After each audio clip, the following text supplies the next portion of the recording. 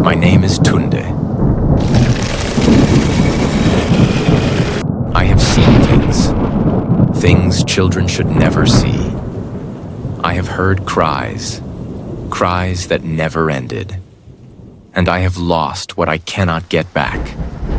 This is the story of my family, of hunger, pain, and the cost of forgetting love.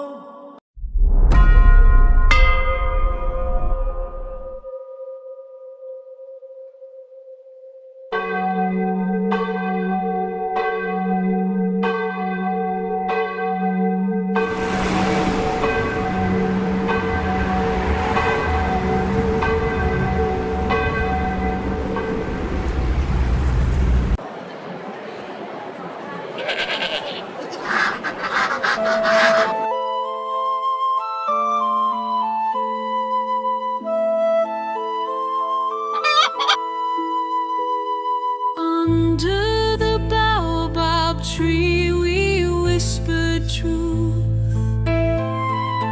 Eyes full of sorrow, heart heavy.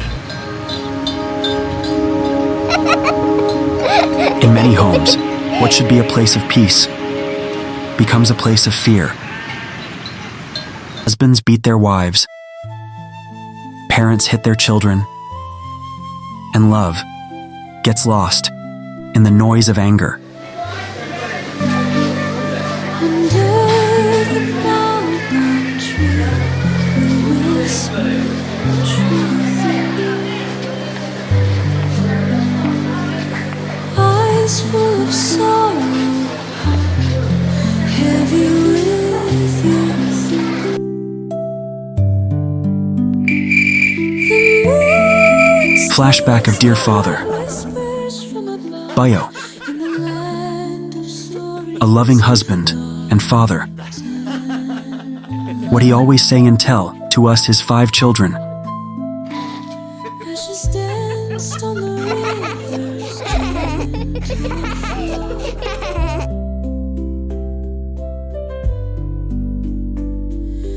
Memories of dreams lost long ago. And my mother, Chineye, a beautiful woman and a mother of all mothers. He always uttered, eating in his mouth, like someone eating cola nut, is, Chineye, I dreams of a better life.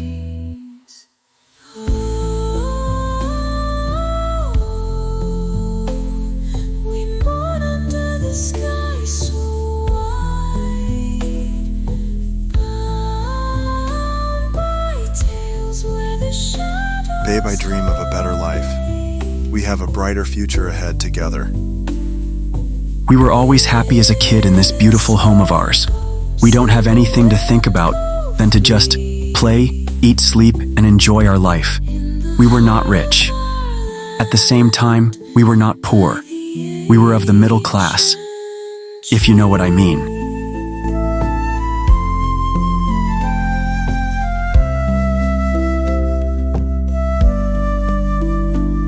The stars blink secrets known too well. A sorry tale the elders tell. Until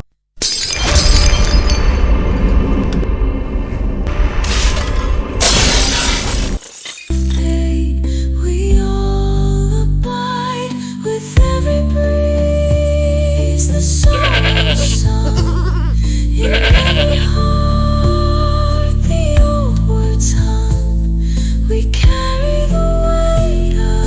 I remember the bustling streets of my town, where vendors would sell everything, from fresh produce to handmade crafts. But now, the marketplace lies empty, a ghost town, where only the echoes of forgotten laughter remain. The economic downturn has stripped this community of its vibrancy, leaving only despair in its wake.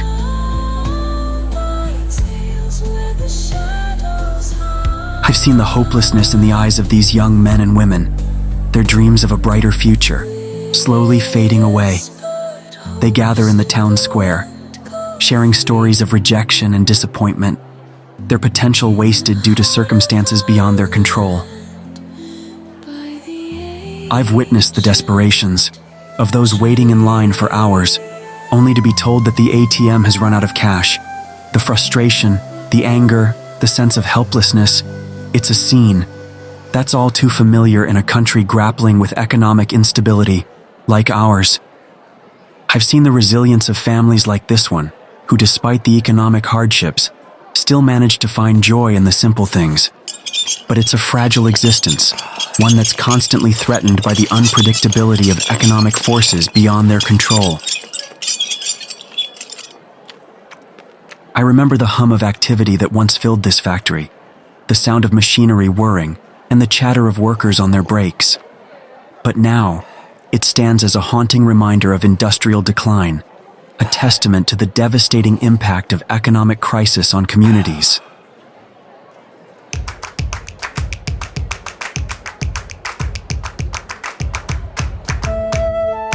I've seen the determination in the eyes of vendors like this one, who refuse to give up despite the overwhelming odds against them. They adapt, they innovate, and they persevere, but it's a constant struggle to survive in an economy that seems designed to hold them back. I've witnessed the anger, the frustration, and the desperation of those who've had enough. They take to the streets, demanding change, demanding justice, and demanding a better life. But will their voices be heard, or will they be silenced by the forces of oppression? Ashes danced on the river's gentle flow. I've seen the devastating impact of economic crisis on the most vulnerable members of society, the children, the elderly, and the marginalized. They wait in line, their eyes sunken, their bodies weakened, their futures uncertain. It's a scene that's all too familiar in a world where economic inequality reigns supreme.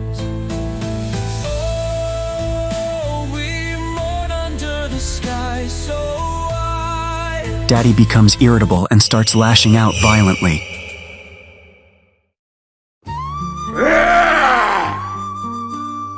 I've seen, and I have seen things children should never see. I have heard cries that never ended, and I have lost what I cannot get back.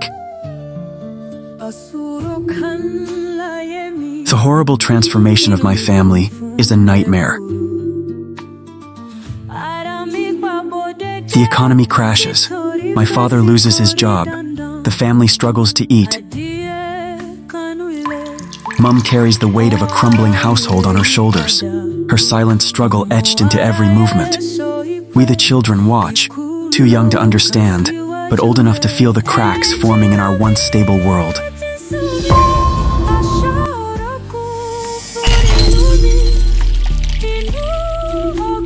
Mom, on the other hand, engage in an unthinkable marital disloyalty. I'm not saying more on this, as it hurt me remembering this, thinking we aren't watching, but nay. We the seed see but couldn't say nor judge. I, as the eldest, I know more. In the quiet of the night, mother steps into the shadows, seeking what her home no longer provides. Behind her, little eyes watch, filled with questions they dare not ask.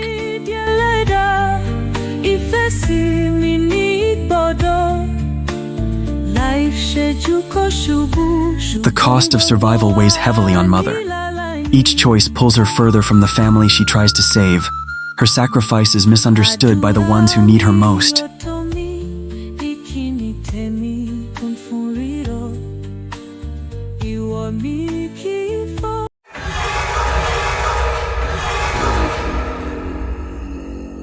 My nightmares are getting worse and worse by the day. What an experience for a 13-year-old boy. It's okay.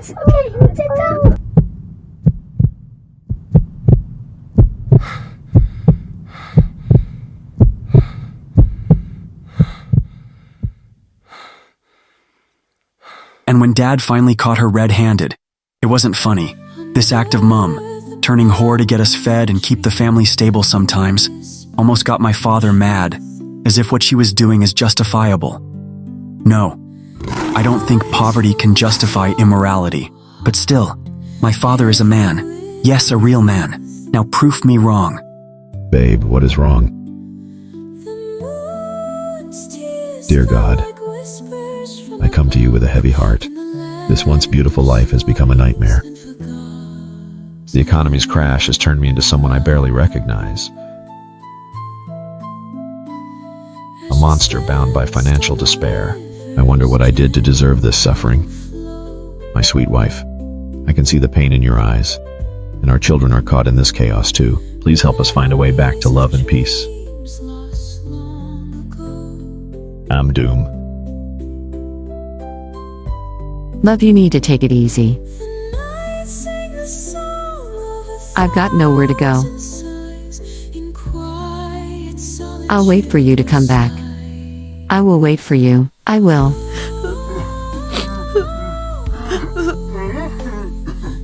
When is it going to stop?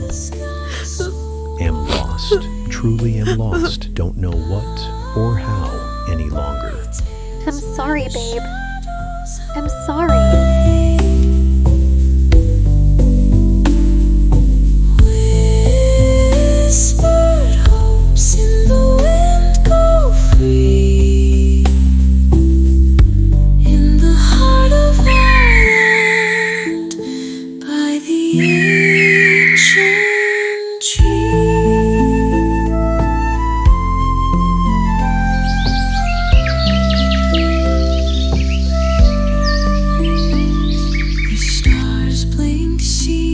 As neighbors knock on doors, calling each other out.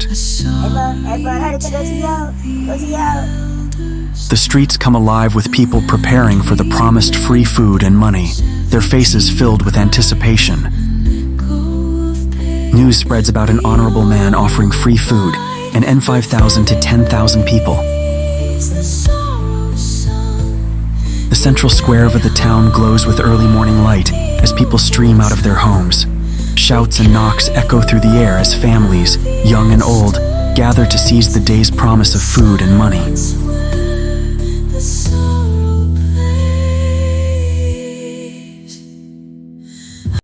The free food event.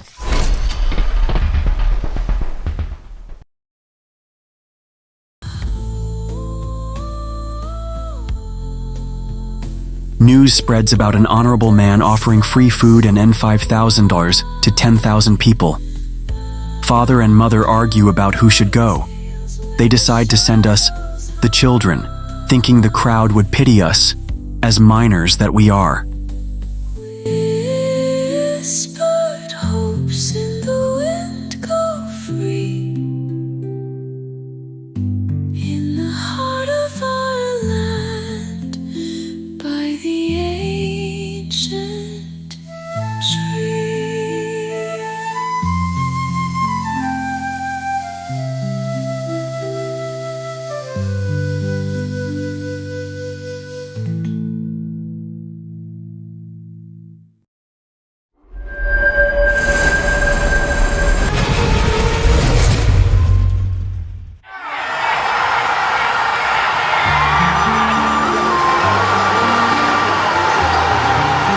The event was chaotic. The camera pans over thousands of desperate faces. I myself, my immediate younger brother Ayinla,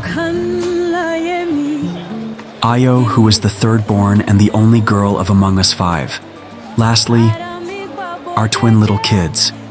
We were all there, and hundreds of other children in the community.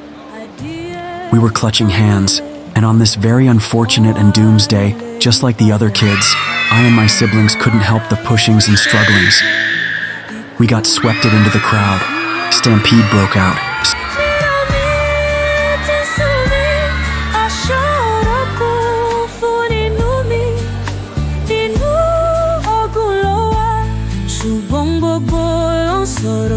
Screams, crying, and chaos ensue. This is disheartening as some of the children present there, and 3 of my junior ones were trampled to death.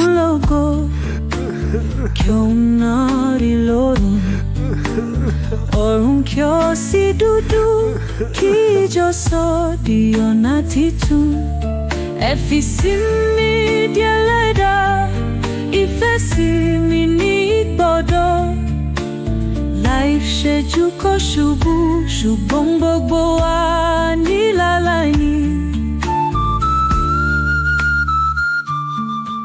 Àdúrà mi ò tó mi, ìkíni tèmi kún fún rírọ̀. Ìwọ mi kì í fọ́ nítorí iná ń bẹ níta.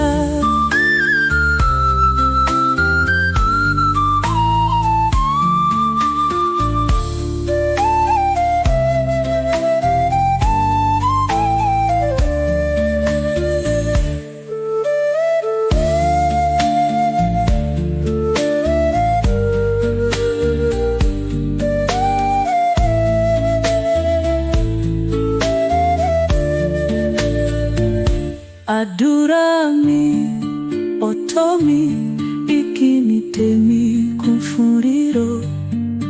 Ìwọ mi kì í fọ́ nítorí iná ń bẹ níta.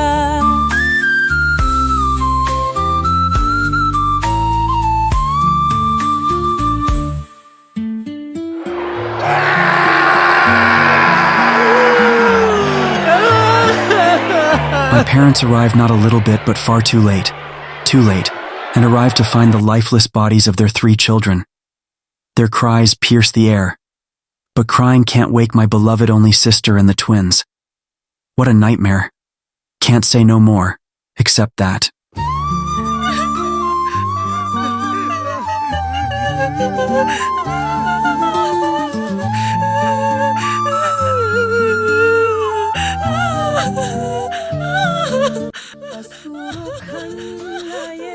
Remaining children, which is I and immediate brother Ayinla, watching fearfully.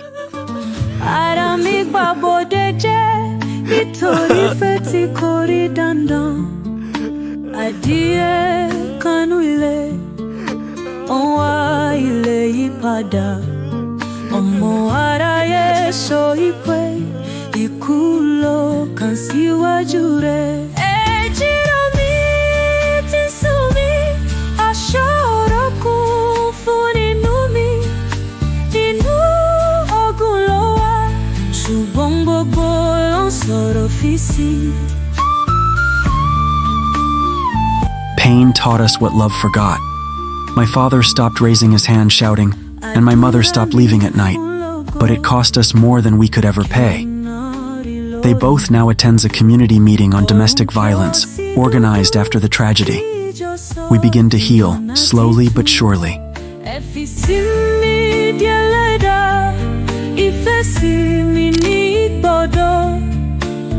Life ṣẹ́jú kó ṣubú ṣùgbọ́n gbogbo wa nílàlàyé. Àdúrà mi ò tó mi, ìkíni tèmi kún fún rírọ̀. Ìwọ mi kì í fọ́ nítorí iná ń bẹ níta.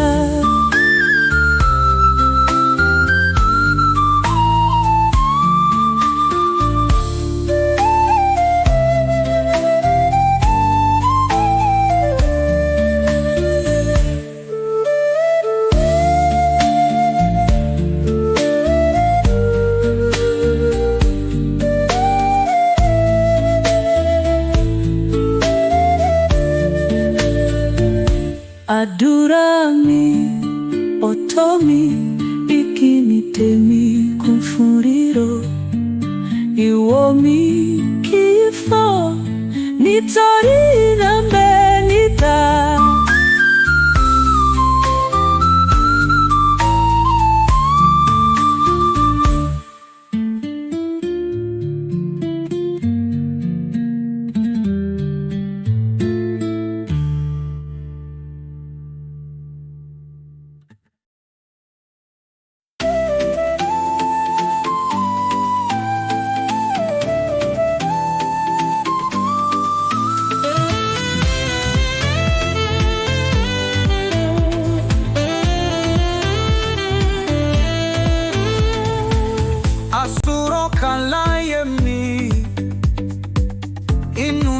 kún fún ẹ̀bùrú. Ara mi gbàbọ̀dé jẹ́ nítorí ìfẹ́ tí kò rí dandan. Adìẹ kanú ilé, ó ń wá ilé yìí padà. Ọmọ aráyé sọ wípé ikú lọ́kàn síwájú rẹ̀. Èjì romi tí ń sú mi, aṣọ́rọ̀ kún fún inú mi. Inú ogun ló wà, ṣùgbọ́n gbogbo ló ń sọ̀rọ̀ fi sí.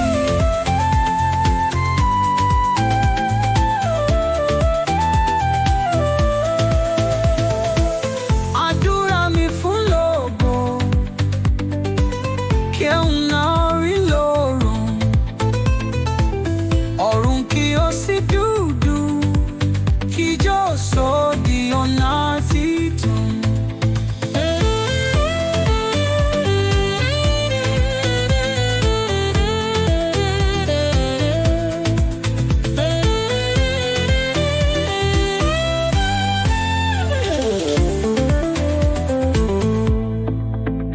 Ẹ fi sí mi délẹ́dá, ìfẹ́ sí mi ìgbà ọ̀dọ́. Láì ṣẹ́jú kò ṣubú, ṣùgbọ́n gbogbo wa ní láláì ní. Àdúrà mi ò tó mi, ìkíni tèmi